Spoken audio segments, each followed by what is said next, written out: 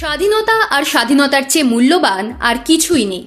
যার এই অমর উক্তি সেই ভিয়েতনামি রাষ্ট্রনায়ক হো চি মিন বিধানসভা নির্বাচনের প্রেক্ষাপটে মিলে গেলেন বাংলার রাজনীতিতে। মিলিয়ে দিলেন যিনি, তিনি সিপিএম এর রাজ্য সম্পাদক মোহাম্মদ সেলিম। তাও আবার মেলালেন ধর্মের আঙিনায়, যেখানে সাধারণভাবে পা না পড়াই দস্তুর বামপন্থীদের। এমন চমকপ্রদ বদল কেন? সদর দপ্তরে কামানদাগো বা গ্রাম দিয়ে শহর ঘেরার তত্ত্বের প্রবক্তা মাও সেতুইং মোটামুটিভাবে ফিরে আসেন কমিউনিস্ট কথায়, ভাষণে। তাহলে কেন আবার হঠাৎ হো চি মিনের অবতারণা, তাও আবার ধর্মের প্রসঙ্গে?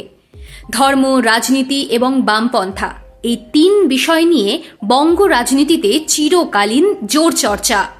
কার্ল মার্কস তো কবেই বলে গিয়েছিলেন, ধর্ম হল আফিম। কেউ কেউ বলে থাকেন নাস্তিকতায় বামপন্থীদের একচেটিয়া অধিকার। কেউ কেউ বলেন ধর্মের সঙ্গে তাঁদের বিরোধ। কেউ বলেন এই দর্শনকে ভুল ব্যাখ্যা করা হয়। বামেরা কখনোই ব্যক্তিগত ধর্মচারণের বিপক্ষে নয়, কিন্তু ধর্মান্ধতা, গোঁড়ামির বিপক্ষে। সোজা কথায় বলতে গেলে রাজনীতির সঙ্গে ধর্মকে মিলিয়ে দেওয়ার বিপক্ষে। একইভাবে ধর্ম নিয়ে রাষ্ট্রের মাতামাতির, পৃষ্ঠপোষকতার বিপক্ষে তাঁরা। ধর্মনিরপেক্ষ দেশে রাষ্ট্রের নিরপেক্ষ থাকা উচিত, কিন্তু দেশের, রাজ্যের যা সাম্প্রদায়িক পরিস্থিতি, তাতে ধর্ম আর রাজনীতি এখন হাত ধরাধরি করে হাঁটছে। তাই কি বঙ্গজ কমিউনিস্টদের ভাবনা বদল এসেছে? তারা কি এখন ধর্মেও আছেন, জিরাফেও আছেন? দুয়ারে বিধানসভা নির্বাচন, আইএসএফ এর সঙ্গে জোট নিয়ে দড়ি টানাটানির মধ্যেই কর্মীদের চাঙ্গা করতে মাঠে নেমে পড়েছে সিপিআইএম। জেলায় জেলায় ঘুরছেন নেতারা। মঙ্গলবার মুর্শিদাবাদের হাজির ছিলেন দলের রাজ্য সম্পাদক মোহাম্মদ সেলিম। সূত্রের খবর, সেখানেই দলের কর্মী ও নেতাদের বড় বার্তা দিয়েছেন তিনি। সাম্প্রদায়িক শক্তিকে পরাস্ত করতে দরকারে ধর্মগুরুদের কাছে যাওয়ার কথাও বলেছেন সেলিম। আর তাতেই সাড়া পড়ে গিয়েছে রাজনৈতিক মহলে। সিপিআইএম বরাবরই অভিযোগ করে এসেছে তৃণমূল ও বিজেপি দুই দলই ধর্মের রাজনীতি করে, যা ভবিষ্যতের সমাজের জন্য অত্যন্ত ভয়ঙ্কর। যদিও তৃণমূল থেকে বহিষ্কৃত হুমায়ুন কবিরের সঙ্গে সেলিমের বৈঠক নিয়ে কম বিতর্ক হয়নি। যে হুমায়ুন সাম্প্রদায়িক মন্তব্য করেছেন, বাবরি মসজিদের ভিত্তি স্থাপন করেছেন, তার সঙ্গে কেন বৈঠক, সে নিয়ে দলের অন্দরেই উঠেছিল প্রশ্ন। তবে আপাতত সেই বিতর্কে ইতি পড়েছে।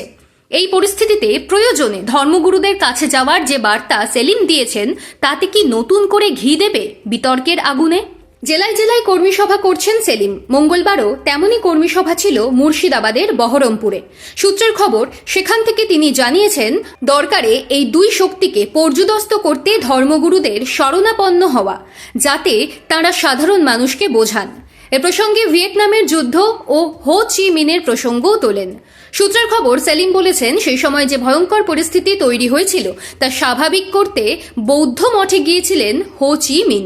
সেই রকমই সাম্প্রদায়িক বিভাজন করা দুই রাজনৈতিক দল বিজেপি তৃণমূলকে পরাস্ত করতে, বর্তমানের ফ্যাসিবাদকে পরাস্ত করতে প্রয়োজনে সেই সমস্ত জায়গায় যেতে হবে।